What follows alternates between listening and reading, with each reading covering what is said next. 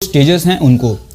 सबसे पहले हम बात करते हैं कि नैतिक विकास जो होता है, जैसे कि हमने बात की थी कि मॉरल डिसीजन लेने के लिए जो हम थिंकिंग करते हैं उसे मॉरल रीजनिंग बोलते हैं।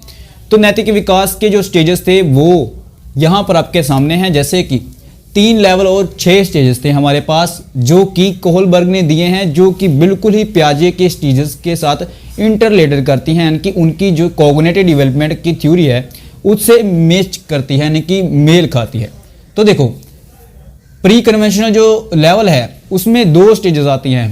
तो अगर आप इन स्टेजेस के हिसाब से खुद को रख के देखो, तो जैसे कि अगर आप 0 से 4 वर्षीय 0 से 4 साल के हो तो आप क्या करोगे? जब स्कूल में आप होते हो तो आप होमवर्क इसीलिए करते हो क्योंकि आपको ये मालूम होता है कि टीचर से डांट पड़ेगी, तभी। जैसे कि घर में माँ बाप भी अगर कोई गलत काम करे तो आपको डांट पड़ती है, वैसे ही पनिशमेंट और ओबीडियंस जो होता है, पनिशमेंट मिलेगी क्योंकि हमने काम नहीं किया, ओबीडियंस इसलिए कि आज्ञाकारी बने रहें, क्योंकि अगर गलती करोगे तो आपको डांट पड़ेगी। तो ये चीज़ होती है फर्स्ट स्टेज में। सेकंड स्टेज जो होती है वो होती है पर्सनल रिवॉर्ड ओरिएंटेशन। जैसे कि अगर मैं किसी की हेल्प करता हूं तो मैं उसे कहता हूं कि अब तुम्हारी बारी है मेरी हेल्प करने की। अगर मैं किसी को कोई चीज़ भी देता हूं तो वापस उससे चीज़ मांगता भी हूं। ये जो चीज़ आती है इसे पर्सनल रिवॉर्ड ओरिएंटेशन बोलते हैं, टिट फॉर टैट, जैसे को तैसा भी कहते हैं। और उसके बाद अगर बात करें कन्वेंशनल लेवल की, अब आपकी एज जो है वो 10 से 13 वर्षीय हो चुकी है और आपका जो लेवल है वो यानी कि थर्ड लेवल है। थर्ड लेवल क्या होता है? Good boy nice girl orientation. Good boy nice girl orientation क्या है? देखो, good boy nice girl orientation ये है कि आप काम करते हो, जैसे कि आप स्कूल में हो, स्कूल में आपने देखा होगा जो मॉनिटर होते हैं वो अपने आप को अच्छा बनाने के लिए टीचर के सामने जो है वो अपनी पोजीशन को हाई रखने के लिए हमेशा मेहनत करते रहते हैं, गुड बॉय बनने के लिए या फिर नाइस गर्ल बनने के लिए। तो ये चीज़ें जो होती हैं ना, ये यहाँ पर आती हैं अगर आप कन्वेंशनल लेवल में हो। आप अगर 10 से 13 वर्षीय साल में हो तो आपका जो स्टेज है वो थर्ड स्टेज होगा। लेकिन अगर आप यहीं पे ही अगर मेंटेनिंग द सोशल ऑर्डर को फॉलो करते हो, जैसे कि स्कूल में कोरोना वायरस के कारण कहा गया है कि आपको मास्क लगा के आना है, वो आपके लिए ज़रूरी है।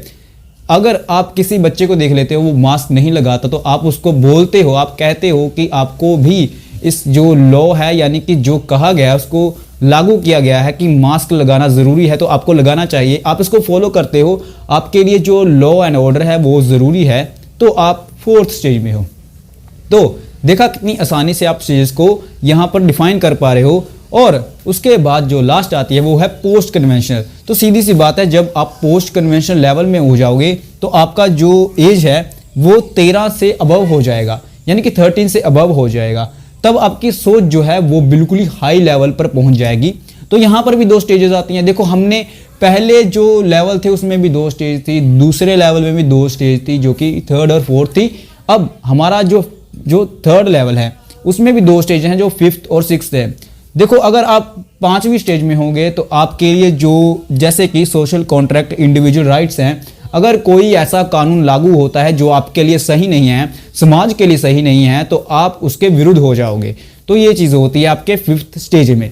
तो अगर 6th स्टेज की बात करें तो वहाँ पर जो है वो है यूनिवर्सल एथिकल प्रिंसिपल्स। तो जैसे कि इसकी उदाहरण मैं आपको ये दूंगा, जैसे महात्मा गांधी थे, जैसे जवाहरलाल नेहरू जी थे, जैसे भगत सिंह थे, ऐसे जो व्यक्ति होते हैं वो इस लेवल में होते हैं जिसकी जो सोच होती है वो की बहुत ज़्यादा हाई लेवल की होती है।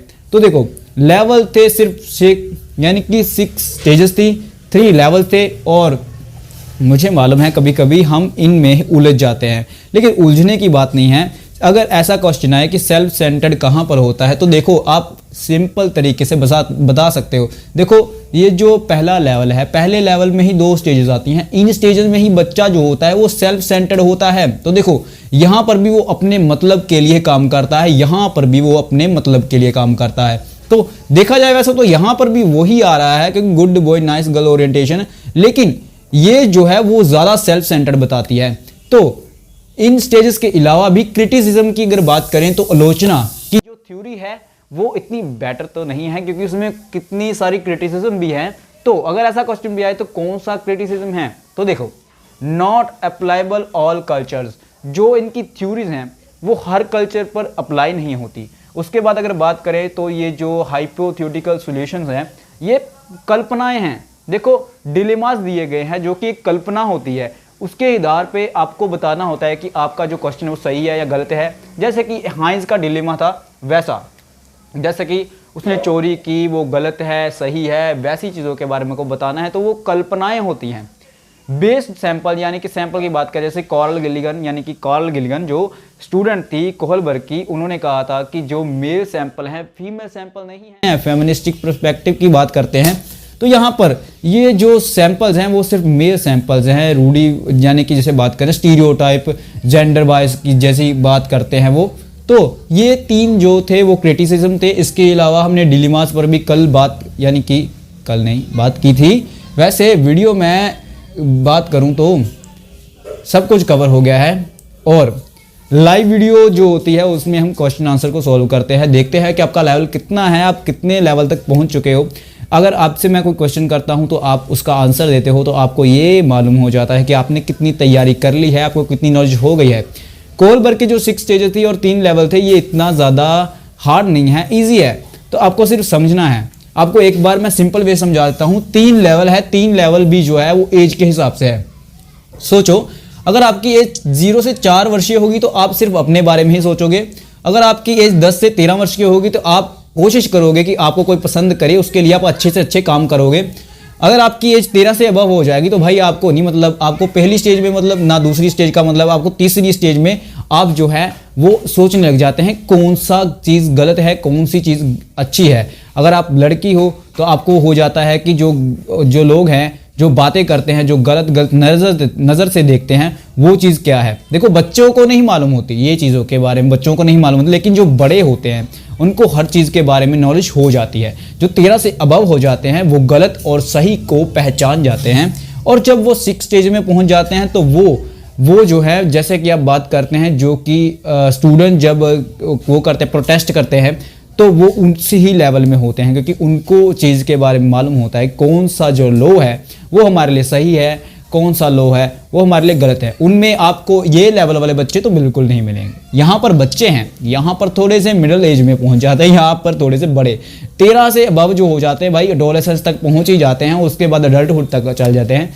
तो ये होते हैं। तो आज की थ्योरी अगर आपको अच्छी लगी, अगर आपको लगता है कि आपको ये जो थ्योरी थी वो बिल्कुल ईजी लगी है, आपने ये कोशिश की है कि देखो यार सीधी सी बात, आप नोट्स भी बना सकते हो, नोट्स बना के अपने वे में यानी कि अपने तरीके से भी याद कर सकते हो। ये नहीं है कि जैसा मैं कह रहा हूँ वैसा, मेरा काम था आपको समझाना।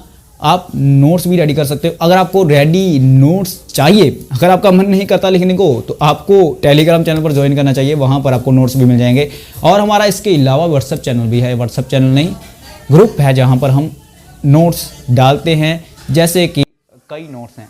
और एक बार ये हमने वैसे जो वीडियो बनाई है ये ऑल जो टीचिंग एग्जाम्स हैं उनमें जो साइकोलॉजी है, चाइल्ड डेवलपमेंट पेडागोजी, उनमें आने वाली है। तो भाई साइकोलॉजी की अगर तैयारी करनी है तो अच्छी तैयारी करनी है और जो समझ में भी आए, ऐसा आउट ऑफ सिलेबस ना लगे, तो हमारे चैनल को सब्सक्राइब कर लीजिएगा। मिलते हैं नेक्स्ट वीडियो में।